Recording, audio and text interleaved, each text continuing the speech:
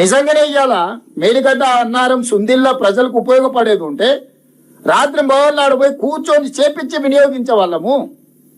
నిజంగా ఏమి చెయ్యలేని నిస్సహాయ పరిస్థితులు ఉన్నాము, అసహనంగా ఉన్నాము, బాగా కోపం కూడా ఉంది. 1,00,000 కోట్లు పెట్టింది, ఇట్లా అయిపోయింది. నేరగాళ్ళని శిక్షించలేకపోతున్నాం, దీన్ని వినియోగించలేకపోతున్నాం. అధికారం వచ్చి 30 నెలలు అయింది. ప్రజలందరూ వీళ్ళని ఉరిదీయాలని కోరుకుంటే నియమ నిబంధనలు అడ్డం వస్తున్నాయి అని మేము అనుకుంటున్నాము. కమిషన్ ఇచ్చిన రిపోర్టు నాయిస్టీజ్ వెరిటీస్ మన గవర్నమెంట్ ఆఫ్ ఇండియా సిబిఐకి అంతకుముందు కేంద్ర మంత్రి గారు అన్నారు, మాకు అప్పయ్యపురం 48 గంటలలో అందరిని లోపలేస్తామని. ఎన్ని రోజులైంది ఇచ్చి? డేట్ కూడా చెప్తా మళ్ళీ. అదేందుకు ఇంకా ఈ కొంచెం ఆపేది.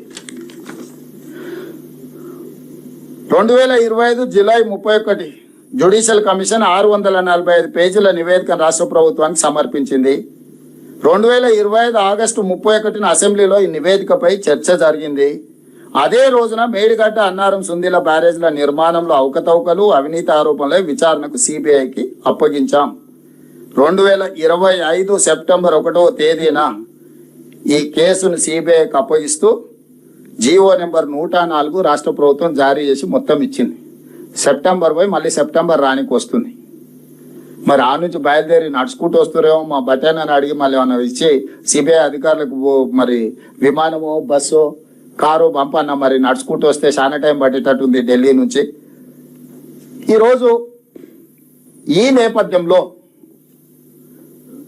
ఎదురుదాడి చేసి పాత అన్ని మర్చిపోయి రాగం తీయాలని కొత్త రాగం ఫస్ట్ పిల్లలతో తీపిస్తున్నాడు. ఇది జర వినసొప్పుకుంటే ఆయన దిగుతాడు, లేకపోతే మళ్ళా రాగం మారుస్తాడు దీని ఇట అట అని. సో స్పష్టంగా ప్రజాభవన్ నుంచి చంద్రశేఖరరావు గారికి సూటిగా నా విజ్ఞప్తి, శాసనసభ శాసన మండలి ఉమ్మడిగా సమావేశాన్ని ఏర్పాటు చేద్దాం.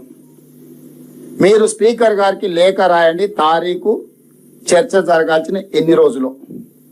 మేము కూడా ప్రభుత్వం నుంచి లేఖ ఇచ్చి చర్చ పెట్టిద్దాం.